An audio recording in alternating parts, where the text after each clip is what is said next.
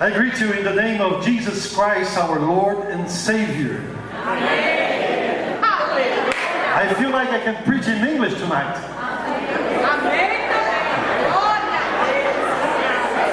You may be seated in the presence of the Lord, please.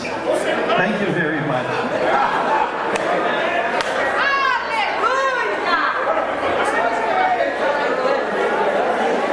Aleluia. Eu saúdo os irmãos na paz do nosso Senhor e Salvador Jesus Cristo. Eu sinto que eu posso pregar em inglês essa noite. Se eu soubesse. Glória a Jesus. Que alegria, meus amados irmãos, estar convosco mais uma vez. Estar aqui de volta a São Bernardo do Campo. Nós sempre estamos aqui por uma razão muito simples. Jesus disse: os pobres sempre tende convosco. Então a gente está sempre aqui com os irmãos. E é sempre uma grande alegria para o nosso coração. Pastor Samuel, você sabe bem como eu que é um homem de Deus. E a gente gosta de estar perto de quem tem comunhão com Deus. Tem até o povo aqui do meu lado, desculpa. Que disse: até eu que sou bobo. Glória a Jesus. Estou feliz em rever a Soninha e o Samuel Júnior, a Bibi, a Priscila e o Danilo. E a todos os irmãos, e especialmente esta noite estar acompanhando o Dr. Luiz. Ele não quis pregar e me empurrou. E, irmãos, também mais uma vez, está feliz por estar acompanhado, desta vez também com a minha esposa. Não é sempre que nós podemos viajar juntos, mas graças a Deus que desta vez ela está conosco e a mãe dela veio também. A sogra. Eu estou muito feliz porque hoje nós estamos no culto missionário e os irmãos estão orando pelos Estados Unidos da América. Aleluia! Então, antes de compartilhar alguma coisa que Deus colocou no meu coração, de maneira breve, eu gostaria de cantar um hino que diz: Deus abençoe a América. Amém?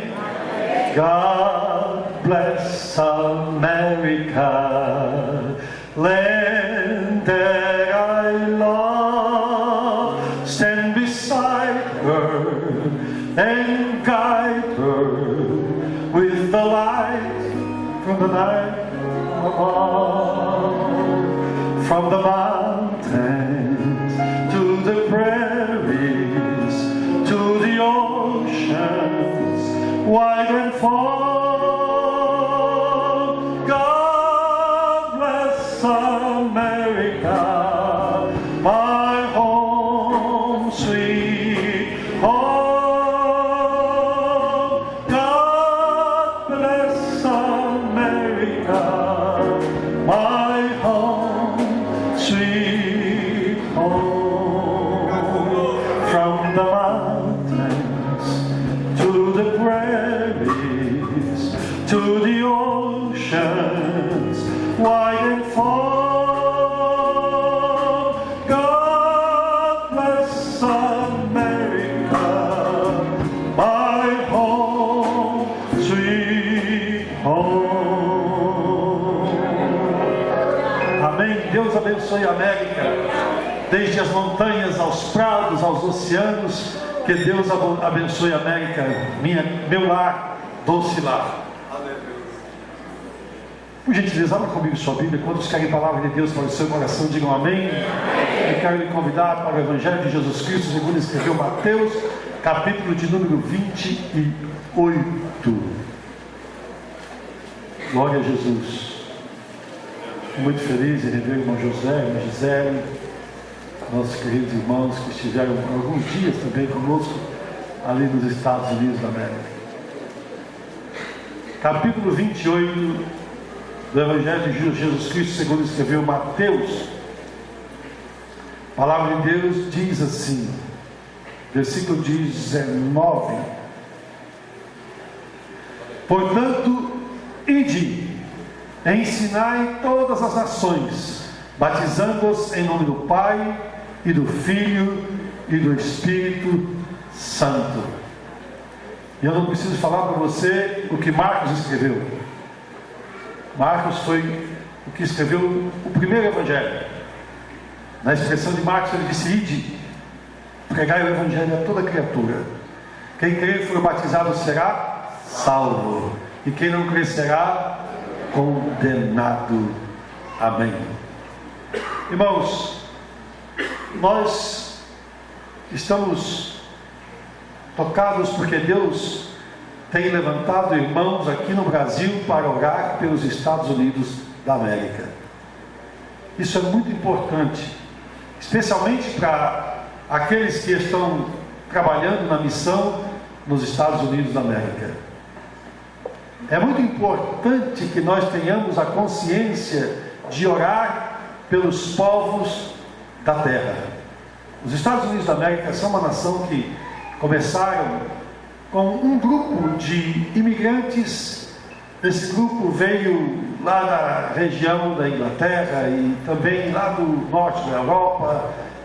Alguns fugiram para a Holanda, que era um país livre naquele tempo, porque estavam padecendo perseguição na Inglaterra. A Inglaterra passou, por causa de Henrique VIII, por muita confusão.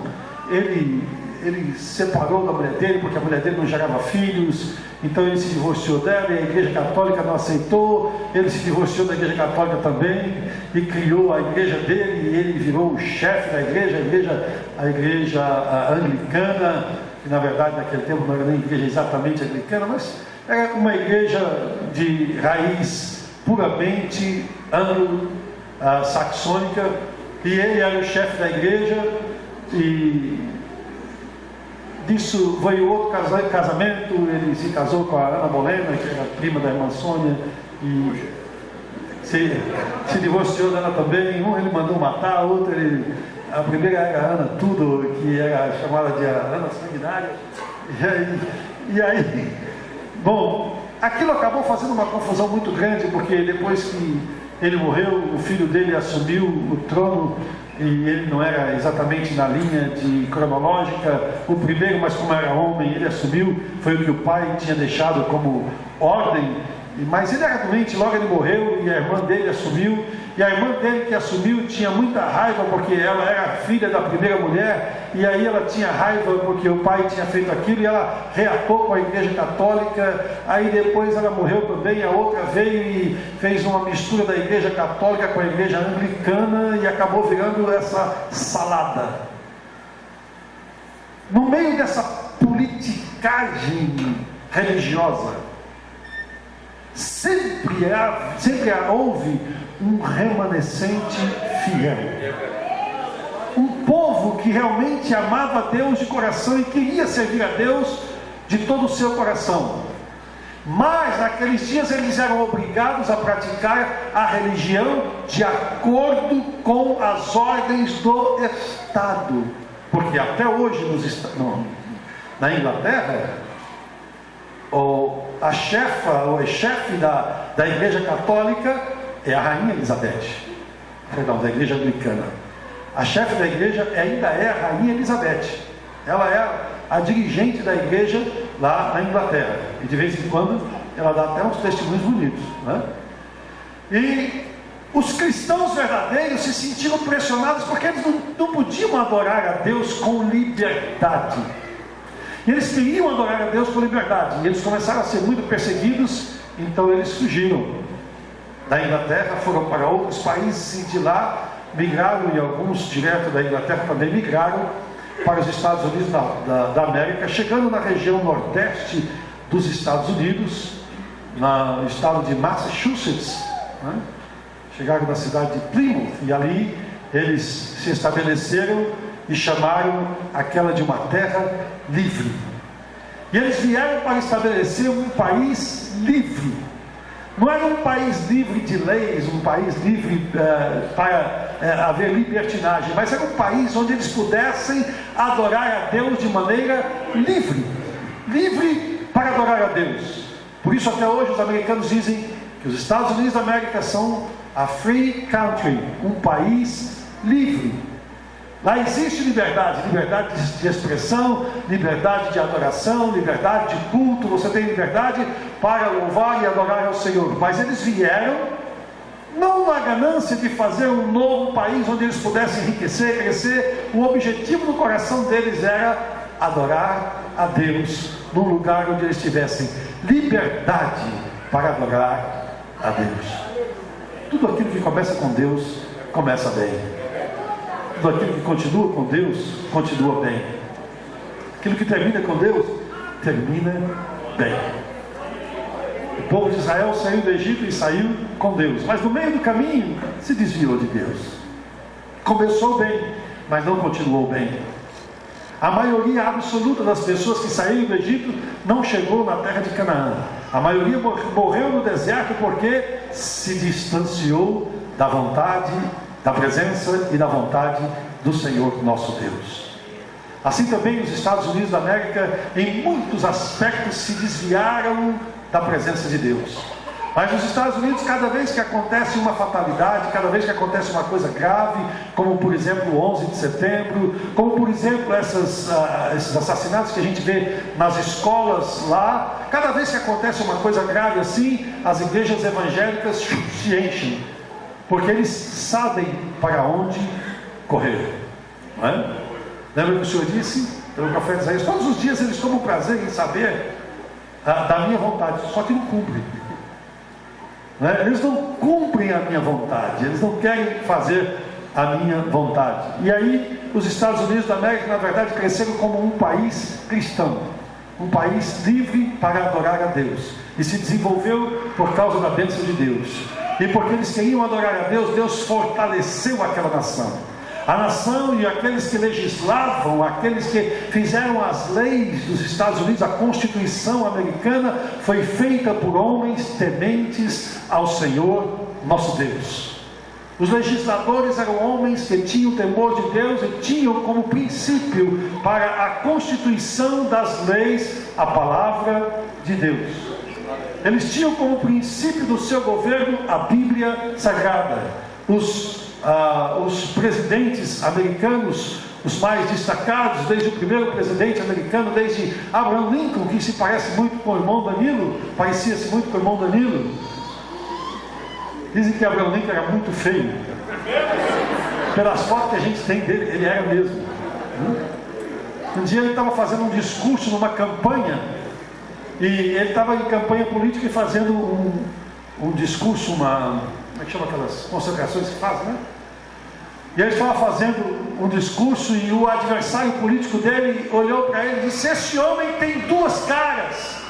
E ele parou o discurso dele, olhou para as pessoas e disse: vocês acham que se eu tivesse duas caras eu ia usar justamente essa? De tão feia que era a cara dele.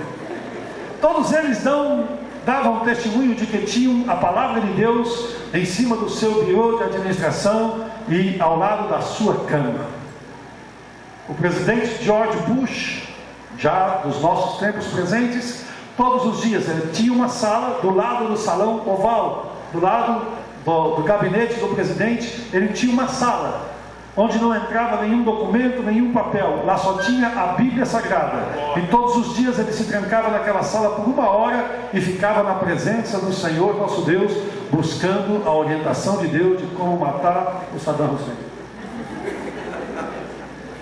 Eu digo que o presidente George Bush, ele era um homem igual a Davi, amava a Deus de todo o coração, mas matava facinho. Depois dele veio um presidente que governou os Estados Unidos e se dizia cristão, se diz cristão, e era o Barack Hussein Obama, presidente dos Estados Unidos. Barack Hussein Obama. Na campanha para a presidência da República, ele começou fazendo o seguinte discurso: querem que eu governe com a Bíblia? Que parte da Bíblia vocês querem que eu use? Levítico, que apoia a escravatura? Ou o Sermão da Montanha, que Jesus professou, que é tão radical que nem o Departamento de Defesa dos Estados Unidos consegue cumprir? Se eu sair daqui agora e vir Abraão matando Isaac em cima do telhado da igreja, o mínimo que eu vou fazer é chamar o departamento de família e arrancar Isaac da mão dele, proteger Isaac e botar ele na cadeia, porque eu não sei o que se foi realmente Deus que falou com ele ou não. Eu não posso ir nessa conversa dos outros, eu não posso ir porque aquilo que aquelas pessoas entendem de religião. E com esse tipo de pensamento, ele apoiou o aborto nos Estados Unidos, pagou abortos nos Estados Unidos com dinheiro público, ele propagou os casamentos homossexuais, ele parabenizou e aplaudiu aquelas pessoas que eram destaque na sociedade, como jogadores de futebol e artistas que se declararam gay. Ele aplaudia, ligava para elas e dizia: parabéns, você teve coragem de se pronunciar gay. E quando a governadora daquele estado que tem do lado da Califórnia, eu já vou lembrar daqui a pouquinho, ela disse que não aceitava casamento homossexual no seu estado, ele ligou para ela e disse: que vergonha, você é retrógrada, você é um passo atrás na história da humanidade. Presidente dos Estados Unidos da América. Aí apareceu um doido. Deus tem um negócio especial com os doidos. Alguns ele conserva no Brasil, outros eles mandam para fora. Mas aqui ainda ficou. Fica conosco. Aparece um João Batista pregando no deserto, vestido com pelo diferente, com um cinto na cintura, na cintura de couro, comendo mel silvestre e comendo gafanhoto. E pregando no deserto. Quem vai pregar, não tem concentração de gente, mas Deus faz assim. E a multidão saía no deserto para ouvir João Batista pregando. Aparece Elias, o tesbita, vestido com couro de animal, um homem que falava tão duro, tão pesado, que até o rei se revoltava com ele, mas era um homem cheio de Deus. Ele andava diferente, vestia diferente, comia diferente, tudo dele era diferente, até parecia que ele era da Assembleia de Deus. Lembra quando o povo da Assembleia de Deus era diferente? Fica conosco, Jesus. Apareceu nos Estados Unidos um homem chamado Donald Trump. O Donald Trump apareceu lutando contra todas essas coisas, e ninguém achava que ele fosse ganhar o governo dos Estados Unidos, mas quem põe rei e quem tira rei, quem põe presidente e quem tira presidente é o Senhor nosso Deus. Do Senhor é a terra e a sua plenitude. Ele está no controle de todas as coisas, ele está no controle dos reis e dos reinos. Ele é o Senhor de todas as coisas. Donald Trump ganha as eleições e volta a oração na Casa Branca que o Obama tinha tirado. Cancela a festa do Halloween na Casa Branca que o Obama tinha colocado. E agora de vez em quando ele se reúne com os seus ministros, e depois das reuniões de ministério dá entrevista para a imprensa a respeito do que o governo está fazendo, e depois quando termina a entrevista para a imprensa e a imprensa vai sair, ele diz: não, fica aqui porque agora nós vamos orar e vocês precisam de oração mais do que nós. E ele chama um dos seus ministros e manda orar, e eles oram ao Senhor pedindo a bênção de Deus sobre o seu governo. Um dia desse ele chamou um homem que, talvez você viu isso no YouTube, um ex-assaltante de banco, e aceitou Jesus na cadeia. E quando ele saiu da cadeia e foi para casa, um agente do FBI bateu na porta da casa dele. Era o agente que tinha colocado o ladrão de bancos na cadeia, e disse: eu vim aqui não como agente do FBI, mas como homem de Deus, para lhe ajudar a ser reintegrado na sociedade. O ex-assaltante de bancos hoje é um pastor, e o agente do FBI foi que o ajudou a chegar ao ministério. Sabe quem deu esse testemunho bonito?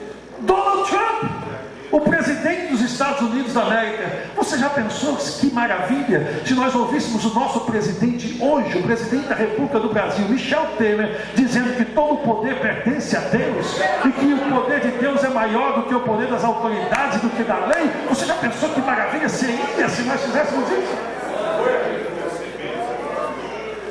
E por que isso não acontece no Brasil? Porque nós amaldiçoamos as autoridades.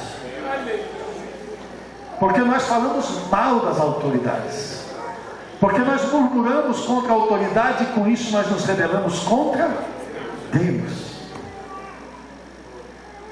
Romanos 13 diz que toda autoridade emana de Deus, e que não há autoridade que não tenha sido estabelecida por Deus, e toda autoridade que aí está foi constituída por Deus. Ele insiste, persiste e vai até o fim, ou seja, foi Deus quem colocou. E sabe qual é o maior pecado que o homem pode cometer contra Deus? É ferir a autoridade de Deus. Esse pecado chama-se rebelião. Ferir a autoridade de Deus é mais grave do que ferir a santidade de Deus. Quando o homem ou a mulher cai em adultério, fere a santidade de Deus. Mas quando ele se levanta contra a autoridade, ele está ferindo a autoridade de Deus, ele está se rebelando contra Deus. Você se lembra quando Miriam e Arão se levantaram contra Moisés? Deus falou: vocês feriram a minha autoridade, vocês tocaram no meu servo Moisés.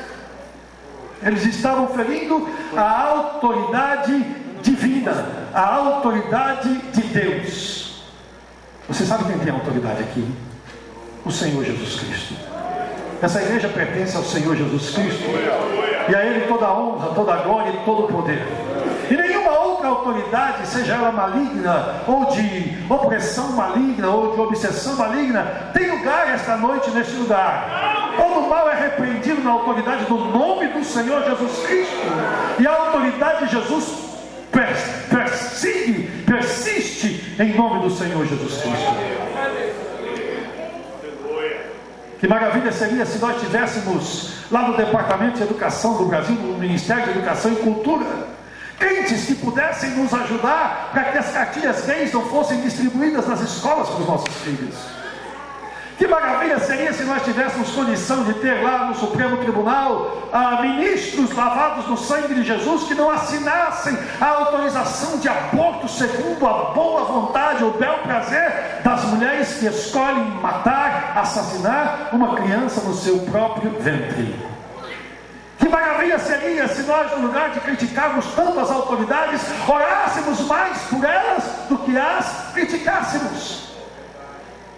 Depois nós ficamos nos queixando que a política está ruim, que o país está ruim, que a economia está ruim, que a sociedade está ruim. Claro, nós temos tudo isso de presente do diabo. Nós pegamos a televisão e dissemos: a televisão é do diabo. Ele falou: obrigado.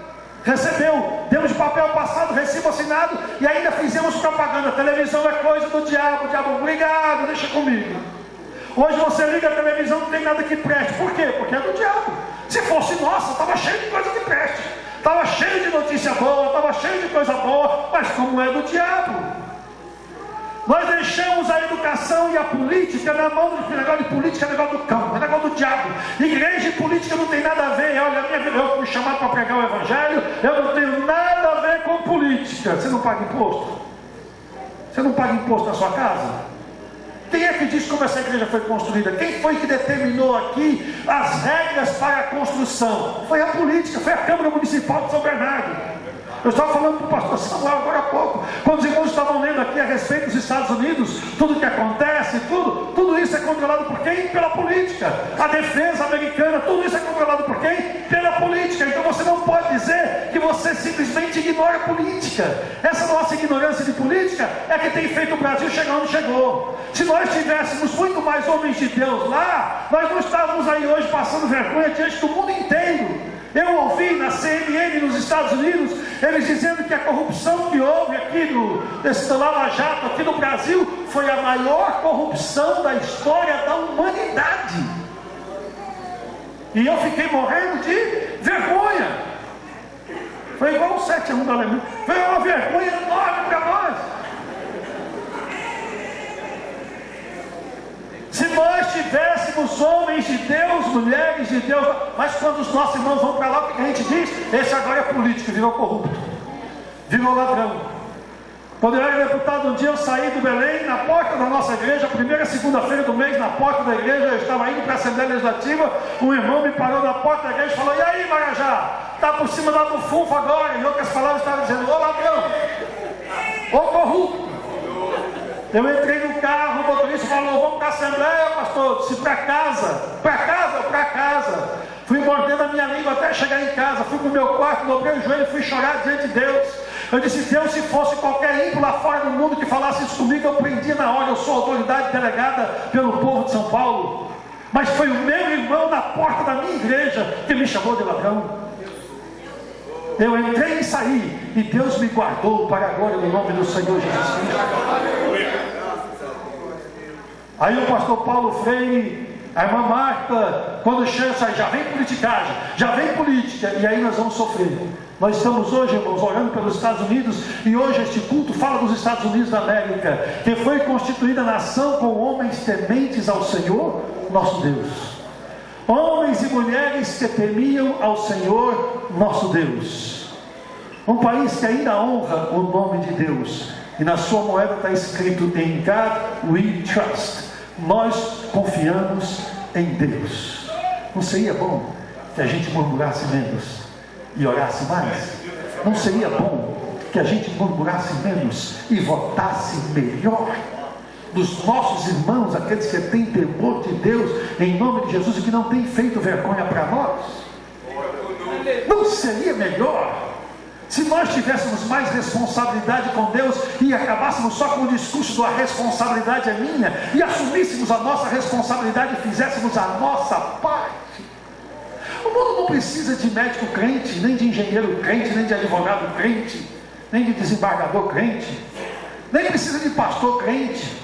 O mundo precisa de crente médico, crente advogado, crente desembargador e crente pastor. É diferente quando o crente é crente primeiro e ele é um profissional depois. Porque quando você chega no lugar onde Deus te colocou, a glória é para Jesus, a honra é para Jesus, o louvor é para Jesus. Quantas vezes os nossos irmãos têm transformado um plenário de uma Assembleia Legislativa ou do Congresso Nacional num lugar de culto ao Senhor, e exaltam e glorificam o nome do Senhor Jesus Cristo, pregando o Evangelho do Senhor Jesus Cristo, em posições onde nós os colocamos, e eles são expostos no mundo espiritual. Todos os dias sofrem pressão maligna de corrupção, de pecado, porque o diabo quer derrubar. Se ele derrubar um desses, vai ser um escândalo da igreja, o diabo vai lucrar muito. Mas a nossa oração e a nossa postura vai mudar isso em nome de Jesus. É isso que faz diferença.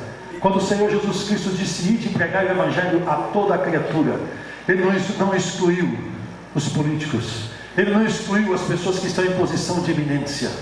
Paulo escreveu a Timóteo, disse no capítulo 2: "Eu quero que vocês orem, façam deprecação, intercessão, ações de graças por todos os homens, pelos reis e pelos que estão em eminência, para que nós tenhamos uma vida quieta e sossegada." E ele diz assim: porque isso é bom e agradável a Deus, o nosso Salvador, Deus quer que todos os homens se salvem e cheguem ao conhecimento da verdade. Este é o sonho, o desejo do coração de Deus, que todos os homens se salvem e cheguem ao conhecimento da verdade. Essa responsabilidade é sua, essa responsabilidade é minha, em nome do Senhor Jesus Cristo. Os Estados Unidos da América são um grande campo missionário. Hoje, nos Estados Unidos da América, nós temos imigrantes de todas as nações do mundo. Alguns anos atrás, eu estava aqui em São Paulo, na Escola Bíblica, preparando o nosso estudo semanal da Palavra de Deus para as nossas congregações. E enquanto eu estava preparando, o Espírito de Deus colocou uma expressão no meu coração: a responsabilidade é minha. E daquela expressão que o Senhor colocou no meu coração, Ele me deu várias semanas de mensagens que foram ministradas na nossa igreja, para a glória do nome do Senhor Jesus Cristo. Entre elas, o Senhor nos falou de missão. Hoje é um culto missionário. Qual é a missão da igreja? O que foi que Jesus nos mandou fazer? Ele disse: "Ide, ensinai a todas as nações." Ide, pregai o Evangelho a toda criatura. O que o Senhor nos mandou fazer foi ir e pregar, proclamar o seu Evangelho. A salvação não depende depende de nós, depende do Espírito Santo que convence o homem do pecado e da justiça e do juízo. Mas falar de Jesus depende de nós. Às vezes nós achamos que as pessoas não querem ouvir o Evangelho, mas elas querem ouvir e estão precisando ouvir falar do Evangelho de Jesus. Existem algumas coisas que nós precisamos entender. Porque os Estados Unidos da América foram uma nação que honraram e amaram ao Senhor nosso Deus. Deus levantou os Estados Unidos da América para pregar o Evangelho no mundo inteiro. Os Estados Unidos são a nação número 1 em envio de missionários para o mundo inteiro. Você sabe qual é a nação número 2? É preciso mandar aquela irmã ali para a missão, porque ela não para, né? Para, hoje. Para, que coisa. Manda ela para o Haiti, irmão. É bem só, ela tem um peitão de haitiano assim. Aqui. Sabe qual é a nação número 2 em missão no mundo inteiro? Alguém fala? A Coreia. A Coreia do Sul. Não é a Coreia do Gordinho, não, aquele coisado. É a outra. Você imaginou um país, irmão, que é quase do tamanho de Santo Amaro? Ser o país, o segundo maior enviador de missionários para o mundo inteiro. Você já pensou nisso? Um país desse tamanhozinho, como é que pode isso? Como essa nação pode ser tão poderosa na evangelização no mundo inteiro? É porque quando um povo se volta para Deus, Deus se volta para aquele povo. Os Estados Unidos se voltaram para Deus e no ano de 1906 Deus mandou um avivamento pentecostal nos Estados Unidos. E esse avivamento começou numa ruazinha que hoje se chama Rua Bonnie Brae.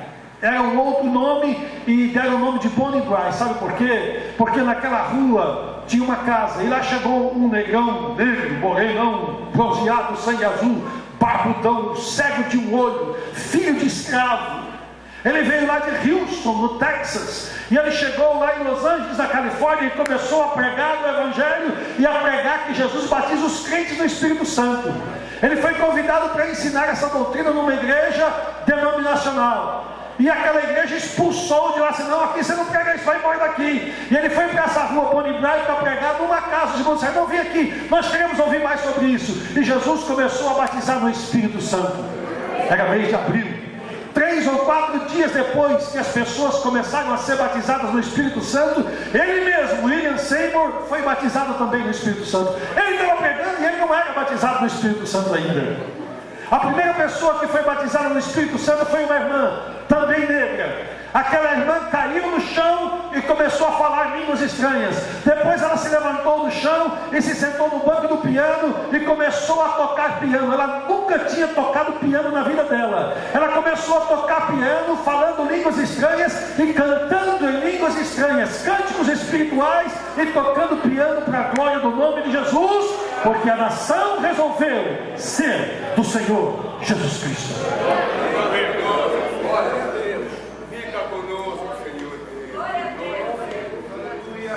Há alguns dias eu fui no mês de março, eu fui no Haiti.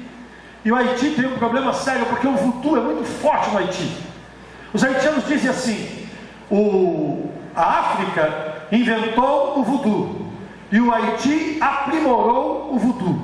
Em todo lugar lá tem voodoo e a pressão espiritual é muito forte.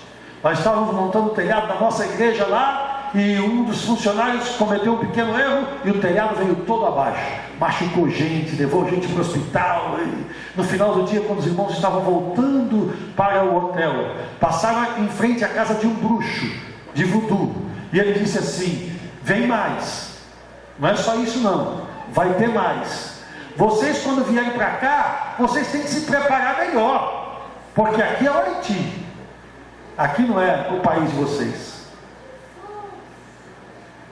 Eu fui no Haiti no mês de março. No ano passado o Banana ganhou a eleição dos Estados Unidos. O nome do presidente é Banana. E o presidente que assumiu o Haiti, ele fez uma concentração numa praça pública. E naquela concentração ele levou um pregador que pregou o Evangelho. E depois que terminou de pregar, o presidente da República disse assim: o voodoo está acabando com o Haiti, e nós vamos acabar com o voodoo. E ele disse: o Haiti é do Senhor Jesus Cristo. E quando nós chegamos no Haiti agora, irmãos, a cidade onde nós temos uma das nossas congregações no Haiti é uma cidade por nome Camp-Perrin. A cidade de Camp-Perrin, ela é como se fosse uma vila, um bairro de periferia, mas é uma cidadezinha, mas é como se fosse uma periferia, um lugarzinho fora e pequeno. Quando nós chegamos naquela periferia, a rua da igreja estava asfaltada, a rua do hotelzinho que a gente fica também estava asfaltada, construção para tudo que é lado, o povo animado, o voodoo foi proibido no Haiti e as pessoas estão glorificando o nome de Jesus. Bem-aventurada é a nação cujo Deus é o Senhor. Glória a Deus. Nós queremos muito que o Brasil seja assim, mas para que isso seja verdade, há necessidade de que haja, na verdade, uma aliança nacional para que haja verdadeiramente uma conversão da nação. Só existe uma pessoa, e hoje eu vou fazer propaganda dessa pessoa aqui. Só existe uma pessoa que tem condição de mudar o Brasil. Só existe uma pessoa, é a igreja do Senhor Jesus. A igreja de Jesus é a maior autoridade da terra. Se a igreja de Jesus se unir e orar com confiança, e orar com responsabilidade, e colocar a sua vida no altar, Deus muda o Brasil. Mas há necessidade de que nós sejamos responsáveis, e há necessidade de que um processo aconteça, e esse processo não vai acontecer no coletivo, esse processo vai acontecer no particular, no privado, no pessoal. A responsabilidade é minha. Sou eu quem tem que começar a consagrar a sua vida, a minha vida. Sou eu quem tenho que começar a colocar a minha vida nas mãos de Deus e começar a assumir uma postura e um caráter de um crente de verdade. Nós falamos em fazer missão e a nossa igreja é grande, forte, poderosa e rica. 22 milhões de assembleianos no Brasil. Nós podemos evangelizar o mundo inteiro, mas nós não conseguimos. Por que nós não conseguimos? Porque nós precisamos de um processo no nosso meio. Um processo de reavivamento e de santificação, um processo de comprometimento com Deus, a começar dos nossos jovens, dos nossos adolescentes, a começar dos jovens que estão ouvindo a palavra de Deus e aqueles que não estão ouvindo a palavra de Deus, a começar daqueles que têm responsabilidade com seus filhos e não estão preocupados em colocar um diploma na mão deles, estão preocupados em formá-los para ser homens e mulheres de Deus em nome do Senhor Jesus Cristo. Mãe, pai, às vezes você se esforça tanto para o seu filho fazer uma faculdade, você paga e ele é atleta, ele é um bombadão fedorento, ele tem diploma, ele fala outro idioma, ele está todo bonitão, mas não tem compromisso com o Senhor Jesus Cristo na sua vida. Amanhã, quando a luta chegar, ele não vai saber discernir entre a sua mão direita e a sua mão esquerda. Quando o diabo atacar a vida dele, ele não vai saber como reagir. Na verdade, ele não sabe nem como evangelizar uma pessoa. Fica conosco, Senhor. Procura ver. Fica conosco. Procura para você ver. Quantas vezes eles estão reclusos aí nos seus smartphones? Dessa maneira, meu pastor. Não é? Às vezes até na hora do culto. Os nossos jovens lá, às vezes na hora do culto, estão com o smartphone na mão. Mas sabe por quê? É porque eles estão mandando notícia para o líder dos jovens, perguntando: o que é isso que o pastor falou? O que significa essa palavra que o pastor falou? Na escola dominical, com os nossos juniores, um dia apareceu a palavra atalaia. E então a professora da escola dominical perguntou: quem sabe o que é atalaia? Um deles disse: eu sei. Ele disse: o que é? Ele disse: um peixe. Ele confundiu com tilápia.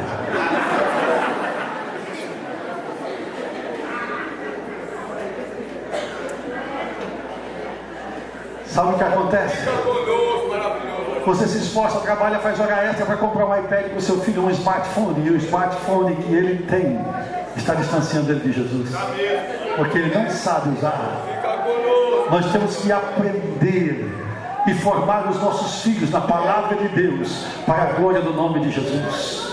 O segredo da nossa vitória em Cristo está em quanto tempo nós passamos todos os dias com o Senhor Jesus Cristo. O Senhor Jesus disse: ide pregai o Evangelho a toda a criatura. Que Evangelho é que nós estamos pregando? O que é o Evangelho do Senhor Jesus Cristo? Os Estados Unidos abraçaram esta missão e disseram: nós vamos fazer isto. Deus não só mandou um avivamento pentecostal, de onde nasceram muitas denominações e igrejas. De lá nasceu a Igreja de Deus, de lá nasceu a Assembleia de Deus. E pela influência do avivamento pentecostal da Rua Azusa, depois eles foram para a Rua Azusa e foram para um galpão que antes tinha sido igreja, depois deixou de ser igreja, virou um estábulo onde eles tiravam, um lugar onde eles colocavam vacas para tirar leite das vacas. Então tinha aqueles galões grandes de alumínio que se coloca leite, que a gente vê em filme americano, aqueles galões de alumínio grandes assim, e eles ficavam tirando o leite da vaca ali. E os irmãos foram para lá porque a casa da Rua Pony Bryant não aguentava mais a quantidade de pessoas que tinha. O forro da casa cedeu e caiu todo mundo para o porão, não machucou ninguém, mas já não aguentava mais. Então eles foram para esse galpão que tinha lá na Rua Azusa, por isso é conhecido como o Movimento Azusa, ou o Avivamento de Azusa. E quando eles chegaram lá, Jesus começou e continuou a batizar muitas pessoas com o Espírito Santo.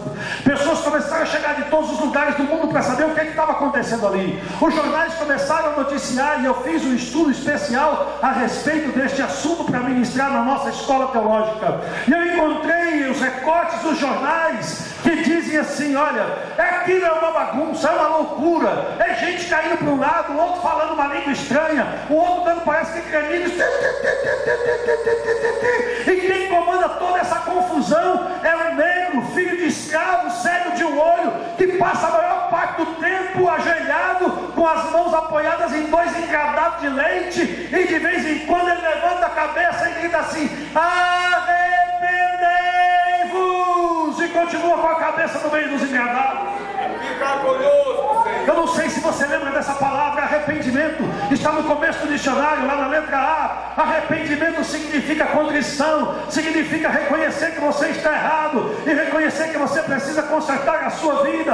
Arrependimento era um negócio que tinha na vida dos crentes de verdade, que todos os dias eles se arrependiam, iam na presença de Deus e diziam: perdoa, Senhor, pelo que eu pensei, pelo que eu falei, pelo que eu fiz e pelo que eu deixei de fazer. Arrependimento. Deus começou a levantar homens e mulheres cheios do Espírito Santo para pregar o Evangelho. Deus começou a levantar grandes evangelistas, como o evangelista Billy Graham. Billy Graham começou a pregar no mundo inteiro e fazer campanhas. As campanhas do evangelista Billy Graham eram nos Estados Unidos em primeiro lugar. E ele não fazia campanha como a gente faz hoje, 3 dias de campanha evangelística, 1 dia de campanha evangelística. Vamos fazer uma campanha evangelística no sábado, traz o caminhão, coloca uma faixa. Não, ele fazia campanha de 1 semana, 1 mês, 40 dias, 50 dias. Em Nova York, no principal estádio de Nova York, ele fez uma campanha de 50 dias. E lá pelo meio da campanha, ele, um dia, todas as noites, milhares de pessoas aceitavam Jesus. Uma noite, ninguém aceitou a Jesus como Salvador. Ele foi para o altar e disse: Deus, por que ninguém aceitou a Jesus como Salvador? E o Espírito de Deus falou para ele: porque você não pregou o Evangelho. Como eu não preguei o Evangelho? Ele disse: o Evangelho é Jesus Cristo morreu crucificado na cruz do Calvário e verteu o seu sangue para salvar o pecador do inferno e perdoar os seus pecados e lhe dar vida eterna. Essa é a nossa mensagem, esse é o nosso Evangelho. Essa palavra, embora pareça uma palavra comum e uma palavra simples, que nós estamos acostumados a ouvir a nossa vida inteira, é a palavra que mais tem impacto no mundo espiritual, impacto na vida e no coração daquele que está perdido, o Evangelho do Senhor Jesus Cristo. Ele pediu perdão a Deus e voltou ao estádio, continuou pregando, e milhares de pessoas aceitando a Jesus como Salvador. Cada dia que ele pregava, no final da sua mensagem, na hora do apelo, um coral, os irmãos começavam a cantar uma canção chamada Just As I Am, assim como eu estou. Just as I am, I come to thee. Eu sei que tem em português. português também, eu não me lembro a letra. E os jornais começaram a criticar e a dizer: isso é sugestão psicológica. As pessoas ficam emocionalmente sugestionadas e então aceitam Jesus como Salvador. É pura emoção. O Billy Graham disse: acaba com a música. Nem Just As I Am, nem nada. Para com todo tipo de música. E na hora do apelo, ele fazia um apelo sem música. E mais pessoas aceitavam a Jesus como seu Salvador. Ide por todo mundo e pregar o Evangelho. A responsabilidade é minha. Se eu estiver em comunhão com Deus, se eu estiver cumprindo a minha tarefa de pregar o Evangelho de Jesus Cristo, nada, nem ninguém vai conseguir deter o efeito daquilo que o Senhor me mandou fazer. Poucos dias depois, os jornais começaram a publicar e dizer: por favor, dê-nos de volta o Just As I Am. Coloca de volta o hino na hora do apelo, que nós estamos sentindo falta da canção na hora do apelo. Deus levantou grandes evangelistas. O evangelista Billy Graham não foi um homem que só pregou nos Estados Unidos. Ele se sentiu movido pelo Espírito de Deus para contactar lideranças do mundo inteiro, de todas as denominações, para que essas pessoas se sentissem motivadas para ensinar evangelismo para a igreja do Senhor Jesus. Em 1966, o pastor Samuel estava saindo da universidade. Em 1966 eles fizeram uma conferência em Berlim, na Alemanha. E naquela conferência Deus tocou muito o coração deles, e eles ficaram muito avivados. Nos anos que se seguiram, 67, 68, 69, 70, 71, 72, 73 até 74, houve um grande despertamento do coração da liderança mundial, e eles começaram a se reunir em diferentes regiões do mundo para alcançar as nações do mundo para Jesus. Naquele tempo a Rússia, a União Soviética, eles falavam naquele tempo em alcançar a China para Jesus. A América Latina precisava de Jesus, e eles estavam empenhados em ensinar às igrejas evangelismo, o sistema de pensamento baseado nos princípios da palavra de Deus, que falavam do Evangelho de Jesus Cristo. Mas eles começaram a partir do ano de 1970 a perceber que evangelismo era muito bom, mas eles precisavam, na verdade, de mais ação do que teoria. Mais do que ensinar, eles precisavam pregar. As denominações estavam aprendendo a palavra de Deus, mas não estavam colocando em prática, não estavam pregando. E eles perceberam que eles precisavam de evangelização. Precisavam colocar ação no evangelismo deles. Em 1974 eles se reuniram na cidade de Lausanne. Eu acho que alguns irmãos se lembram aqui do movimento de Lausanne, essa grande reunião que houve, que o evangelista Billy Graham levou pastores do mundo inteiro. Vários pastores foram do Brasil para lá. E Deus preparou para eles uma surpresa muito grande. E a surpresa que Deus tinha para eles, pastor Samuel, eu vou terminar daqui a pouquinho. A surpresa que Deus preparou para eles foi: eles chegaram lá falando ênfase na evangelização mais do que o evangelismo. Vamos fazer evangelização mais do que falar de evangelização. Acho que eles já estavam percebendo, os pentecostais que Deus tinha levantado, que estavam pregando o evangelho com muito sucesso, especialmente na América Latina e especialmente no Brasil. E quando eles começaram a falar disso como uma inovação em 1974, fica conosco, Senhor. Se levanta um irmão por nome Ralph Winter. O irmão Winter, ele se levantou e, baseado em Apocalipse 9 e 7, que diz assim, é 9 e 7 ou é 17? Nem 7 nem 17.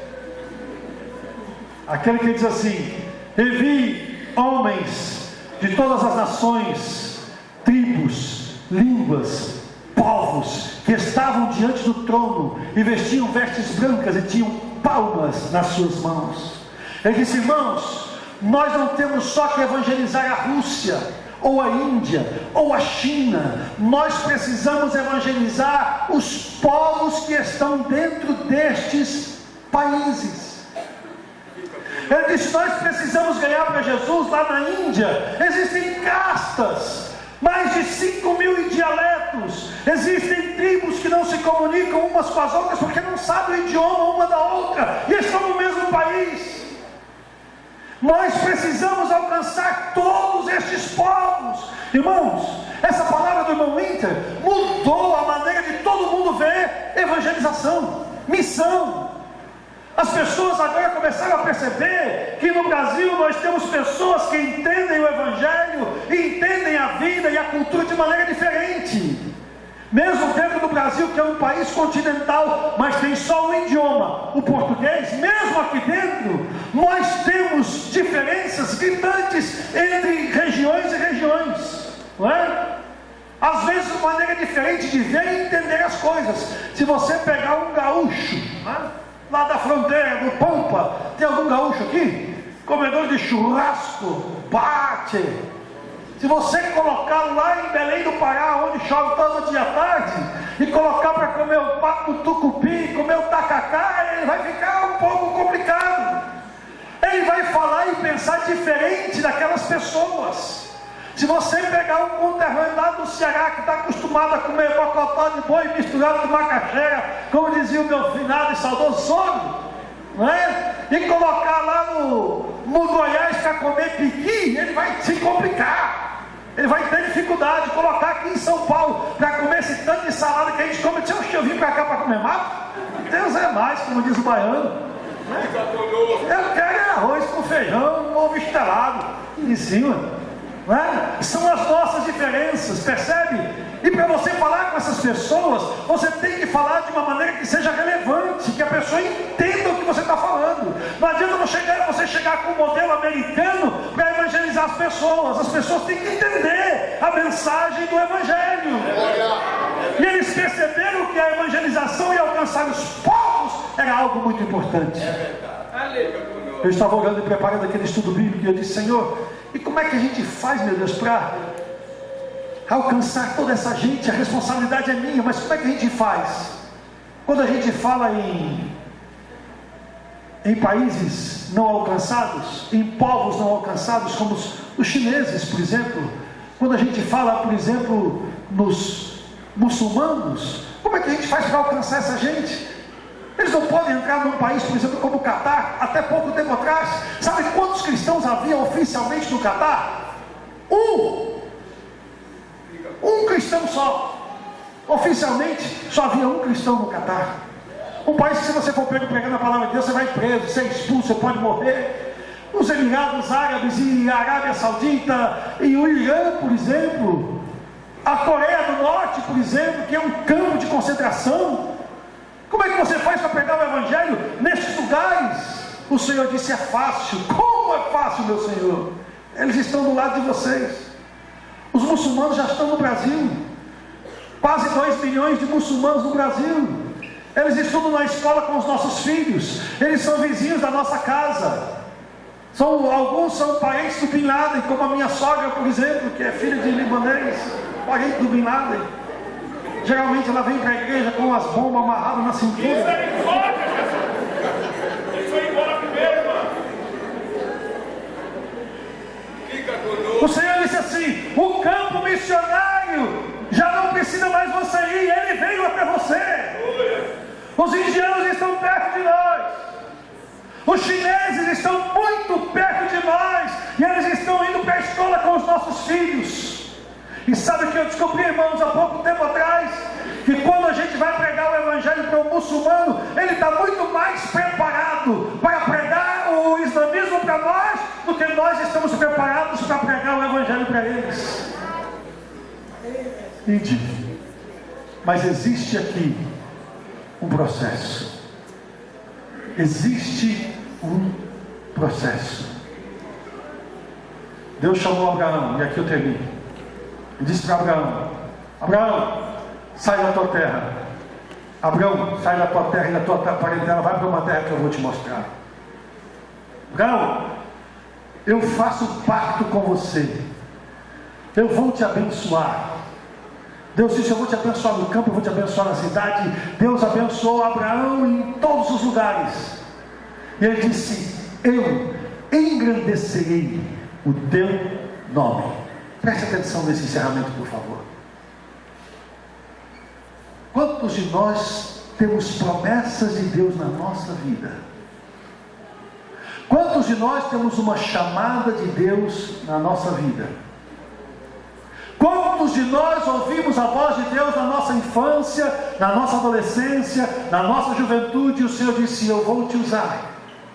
Eu vou te usar para pregar, eu vou te usar para cantar, eu vou te usar para fazer a minha obra. E você hoje está aqui olhando para mim e dizendo assim: puxa, o Senhor falou comigo que Ele ia me usar. Como eu gostaria que Ele tivesse me enviado para a missão, como enviou o pastor Joel.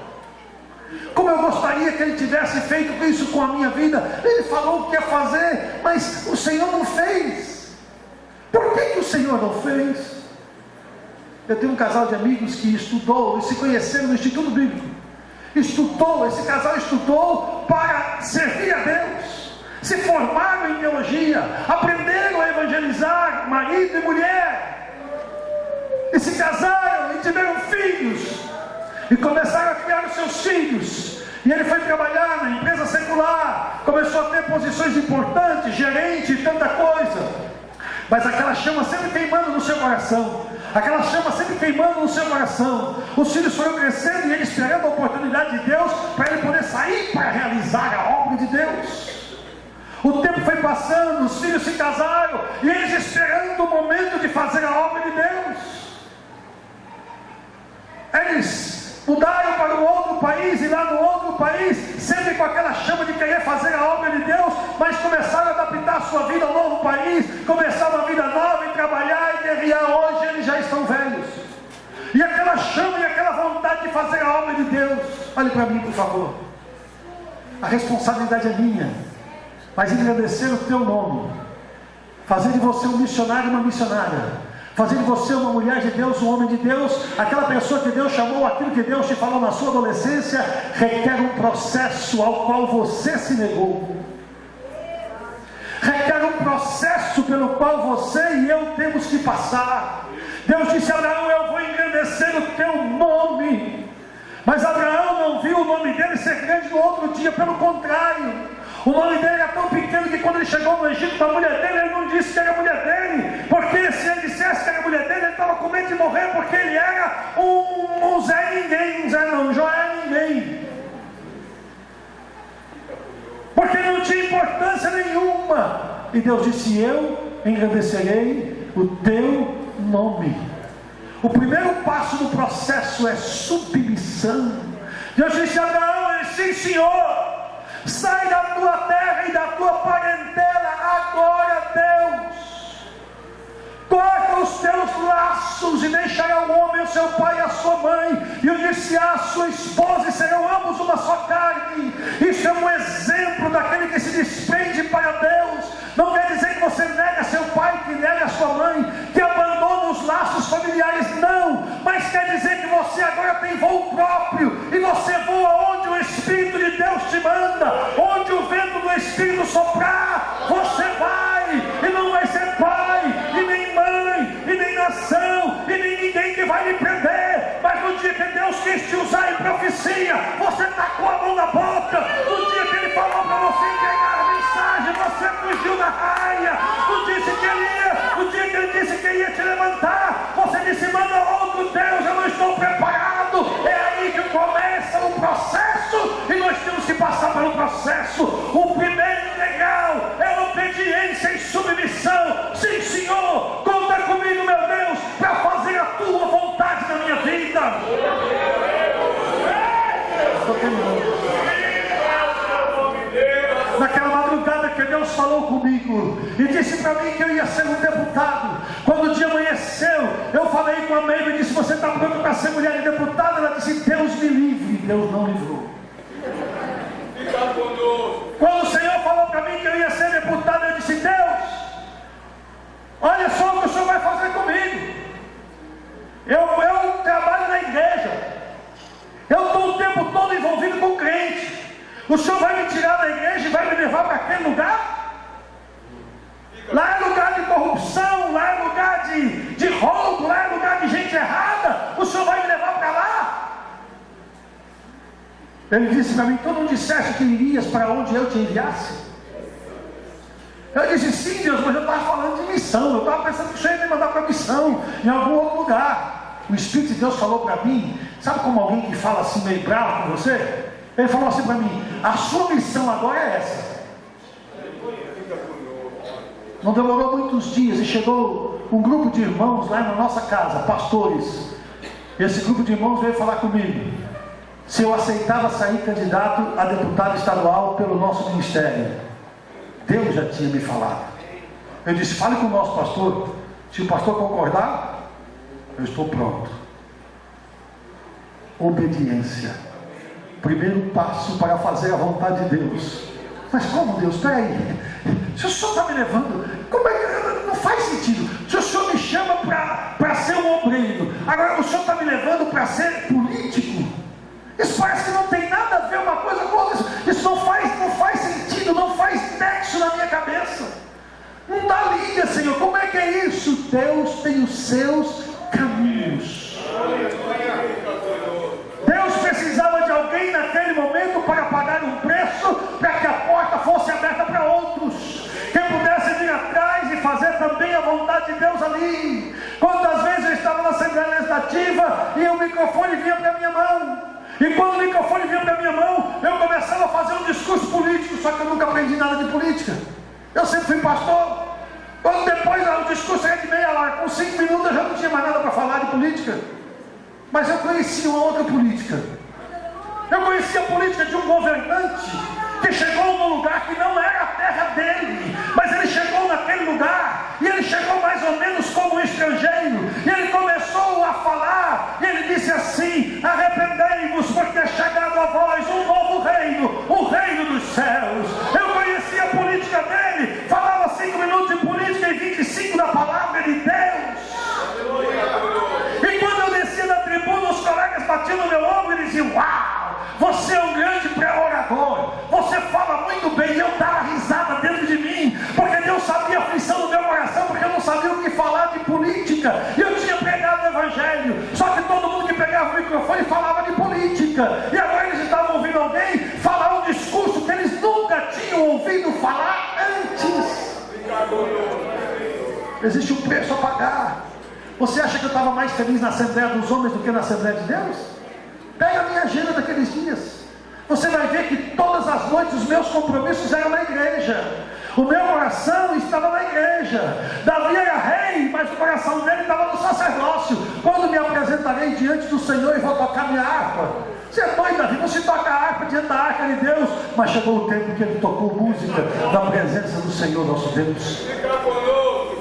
Existe um preço a pagar para você cumprir a missão. Antes de eu sair para a missão, eu tinha que passar pelo meio daqueles homens que eu julgava grandes, para entender que aqueles homens são homens como você e eu, e grande é o Senhor nosso Deus, e digno de todo louvor e de toda honra para a glória do seu santo nome. Eu precisava passar por lá para aprender que as pessoas que estavam lá eram autoridades constituídas por Deus, e que eu tinha que obedecer a faixa, o lugar, a área de autoridade daquelas pessoas que Deus havia constituído como autoridade. Eu não entendia isso. Depois que eu entendi isso, eu disse: puxa, eu podia ter me dado muito melhor na vida se eu tivesse entendido isso antes. O primeiro passo é submissão. Obedece a Deus. Deus disse: pega o teu filho Abraão e leva para sacrificar lá no Moriá. Deus disse, e Abraão fez. Ele já estava acostumado a obedecer a voz de Deus. Deus pode pedir o que você quiser, o que Ele quiser de você. Será que você está pronto e disposto a fazer o que Deus quiser?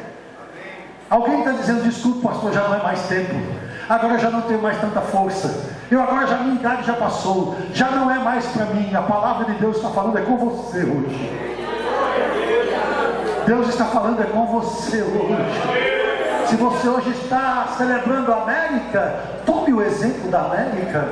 Eles largaram tudo para trás, o conforto das suas casas lá na Inglaterra, e foram para um lugar onde eles não tinham sequer onde morar, onde havia muito gelo, muita neve, muito frio, muita dificuldade, mas ali eles foram começar um novo propósito com Deus.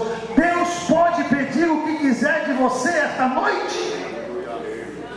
Você topa o desafio de Deus, está pronto, pronta a se submeter. Eu sei que pela sua cabeça está passando um monte de de razões, e você está dizendo, mas eu não posso, por causa da família, a responsabilidade que eu tenho, aquilo e aquilo outro. Se Deus te chamar, Ele vai colocar tudo no seu lugar devido, e Ele vai fazer o que tem que fazer.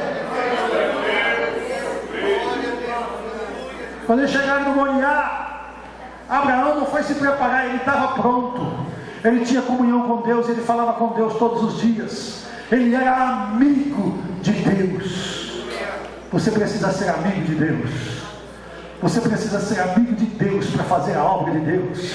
A obra de Deus não se faz com reteté, com barulho. A obra de Deus não se faz por ser filho de presidente. A obra de Deus não se faz com ministério emprestado. Um dia alguém falou assim para mim: você precisa saber que fui eu que indiquei o seu nome para o ministério. Eu disse: muito obrigado, pastor, por ter apontado o meu nome para o ministério. Mas eu quero dizer para o senhor que antes do senhor apontar o meu nome para o ministério, Deus já tinha me chamado. Eu não herdei ministério do pastor José Wellington. Não é o pastor José Wellington que está com esse microfone na mão hoje, pregando para você aqui por uma hora. Sou eu, Joel Freire da Costa, com uma chamada que Deus deu para mim, em nome do Senhor Jesus. A sua chamada é sua, não é emprestada de ninguém. O que Deus vai fazer na sua vida, vai fazer com você. Ele vai burilar você, Ele vai tratar com você, Ele vai lapidar você. A pedra é você, o diamante é você, a joia é você.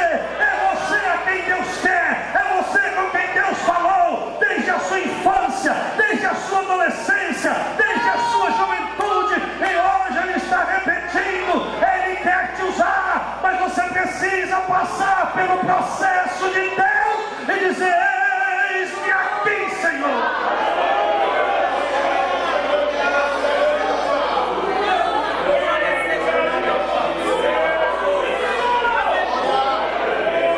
Não existe dinheiro que deixe alguém mais feliz do que andar no centro da vontade de Deus. Não existe riqueza que deixe alguém mais feliz do que receber a Jesus como seu Salvador. Não tem droga, não tem prazer na vida, não tem álcool, não tem posição que faça uma pessoa mais feliz do que ter Jesus na sua vida e no seu coração. Deixa eu fazer uma pergunta para você essa noite que está conosco. Você que é nosso convidado, nossa convidada, e que ouviu a palavra de Deus aqui, talvez de um missionário empolgado. Eu sou empolgado porque o que Jesus é maravilhoso. Deixa eu perguntar para você: você algum dia na sua vida já convidou Jesus para ser o Senhor da sua vida? Você algum dia na sua vida reconheceu que você é um pecador, uma pecadora, e que só o sangue de Jesus pode perdoar os seus pecados? Tem uma canção que eu gosto muito, ela diz assim, acho que é dó maior: vou contar-vos o que eu penso do meu mestre, como dele eu recebi a luz e a paz. Ele mudou-me, eu venci completamente. Como Cristo, nenhum outro satisfaz. Sempre cuidará de mim, meu mestre, com desvelo e compaixão sem fim. Preste atenção agora: nenhum outro tira a culpa do pecado, como Ele ama. É a Ré maior. Escute: nenhum outro tira a culpa do pecado. Existem religiões e filosofias que são muito bonitas, mas para tirar o pecado, só o sangue de Jesus Cristo, o nosso Salvador. Você já reconheceu a Jesus como seu Salvador? Aquele que limpa você, que lava você, que traz paz à sua vida. Sabe o que é paz? Paz de verdade. Jesus Cristo, Salvador. Enquanto a igreja está orando em espírito, enquanto a igreja começa a fazer missão agora, em nome de Jesus, eu quero perguntar: onde está alguém que quer receber a Cristo como seu Salvador e Senhor? Talvez essa pessoa esteja do seu lado. Dá uma mãozinha de ajuda para ela, por favor. com a vida toda cheia de pecado,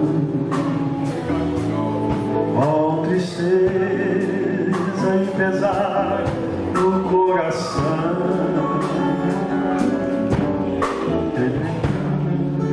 nos seus braços de ternura, deu-me gozo, deu-me paz, consolação. Você pode ficar de pé, por favor? Sempre cuidará de mim. Deixa eu ouvir você. Meu mestre, com desejo e compaixão sem fim,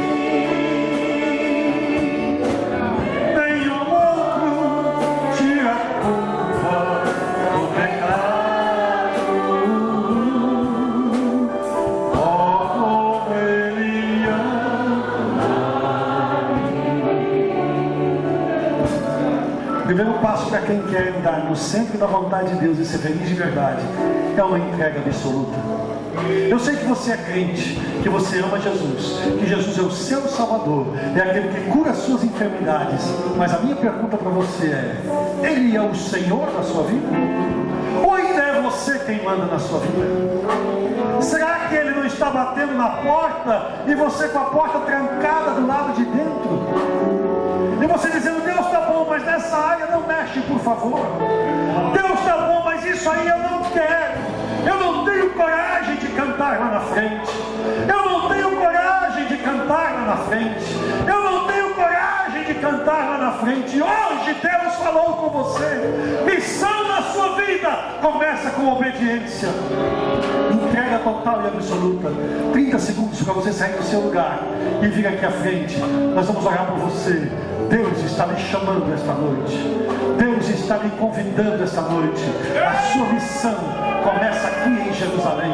A sua missão começa com entrega total. A sua missão começa com submissão ao Senhor nosso Deus. Você diz: eu não sei, eu sou muito novo. Se eu for para frente as pessoas acham que vão rir de mim. Eu tenho vergonha porque sou muito jovem ainda. O nosso pai, o pai do pastor Samuel e o meu, aceitou a Jesus com 8 anos de idade. E se aquela criança não tivesse aceitado a Jesus como Salvador, talvez nós não estivéssemos aqui hoje. Mas nós estamos aqui porque Jesus salvou o meu pai, e o meu pai nos ensinou a amar a Jesus de todo o nosso coração. Vem aqui, Jesus está falando com você. Jesus falando com você que já tem cabelo branco e acha que já, isso agora é para os jovens, isso agora é para os missionários, isso é para você em nome de Jesus. Eu encontrei um cabeça branca lá em Madrid, na Espanha, vestido com aquele chale que usam os muçulmanos, igual aqueles que usam mesmo aqueles árabes, e ele estava com um chale daquele no ombro. Quando terminou o culto, ele veio falar comigo, ele disse: Marhaba, salam aleikum. Eu disse: Malaikum salam. Ele disse: irmão, fala árabe, eu não sei nem o que você está falando. Aí ele disse assim: há muitos anos atrás, há 30 anos atrás, eu estava lá na congregação de Calheiras, lá na galeria da igreja. O pastor José Maito tinha ido para Israel, e ele foi em Israel e foi no Egito, e ele veio dar testemunho da viagem que ele fez, e como a viagem foi maravilhosa, o que ele viu e o que Deus fez. Ele disse: eu estava na galeria, eu não tinha dinheiro para pegar o ônibus para vir para a igreja, estava frio, gelado, eu estava desanimado, mais gelado do que o clima lá fora, eu estava deprimido e amargurado, sem dinheiro e quebrado. O Espírito de Deus falou para mim: eu vou te levar para ser missionário no Egito. Ele disse: como Deus? Eu sou um homem quebrado, eu não tenho nada na minha vida. Ele ainda era jovem, agora ele já está velho, é um homem maduro, com os cabelos brancos, o chale de árabe. Ele disse: eu já falo aramaico e já estou entrando no Egito, pastor, para cumprir a vontade de Deus na minha vida.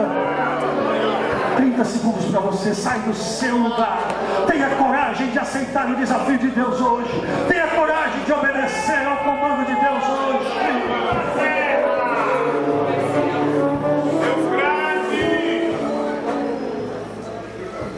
Nem tudo vai acontecer do jeito que você imagina, mas do jeito que Deus imagina. Começa com você obedecendo. Começa com você quebrantado. Começa com você querendo fazer a vontade de Deus. Vem em nome de Jesus. Vem em nome de Jesus. Deus vai te usar na escola. Deus vai te usar no trabalho. Deus vai te usar na universidade. Pessoas vão ver Jesus em você. O que você é vai começar a pregar antes de você começar a falar. O crente cheio do Espírito Santo, quando ele chega no lugar, a unção do Espírito começa a dominar o ambiente. Em nome do Senhor Jesus. Em nome de Jesus. Em nome de Jesus. Vai buscar as almas que com sangue eu comprei. Vai, te provarei que sou contigo ali também. Vai levar o pão àqueles que fazem questão. Leva a semente e cacheia. Leva a semente e cacheia.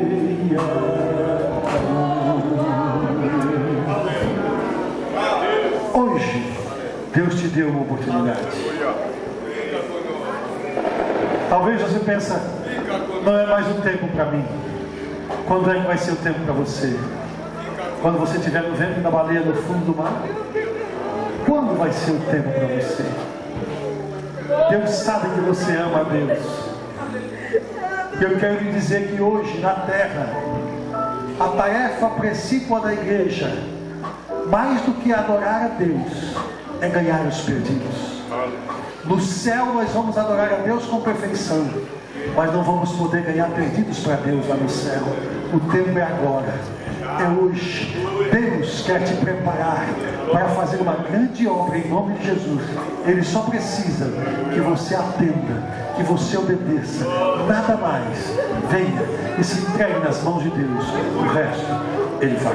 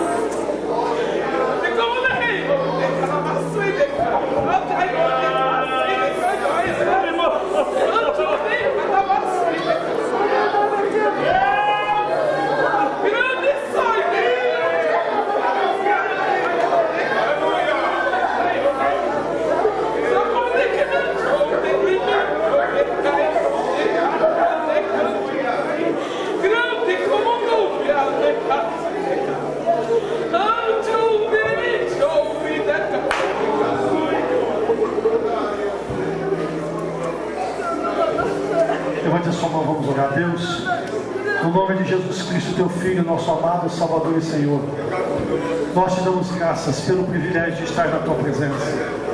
Te damos graças por estar na tua casa e pelos teus filhos que ouviram a tua voz e atenderam a tua palavra. Te damos graças, Senhor, por tudo quanto o Senhor tem feito nas nossas vidas. Ajuda-nos a cumprir o ID do Senhor. Ajuda-nos a copiar o modelo daqueles que o Senhor levantou na terra. como os filhos teus fiéis que vieram para fazer a tua vontade. Ajuda-nos a ter coragem de nos submetermos à tua vontade, sabendo que o Senhor vai cuidar de nós. Senhor, no nome de Jesus Cristo, teu Filho, tira, Senhor, todo embaraço e todo impedimento e glorifica o teu santo e bendito nome na vida do teu povo. Senhor, obrigado por confirmar esta chamada desta noite. Ainda que, Senhor amado e bendito, esta pessoa não tenha vindo à frente, Senhor, continua a falar no seu coração, para a glória do teu santo e bendito nome, porque é uma atalaia na tua casa, porque é alguém que o Senhor levantou para a tua glória e honra, em nome de Jesus. Fala, Deus, fala, Deus.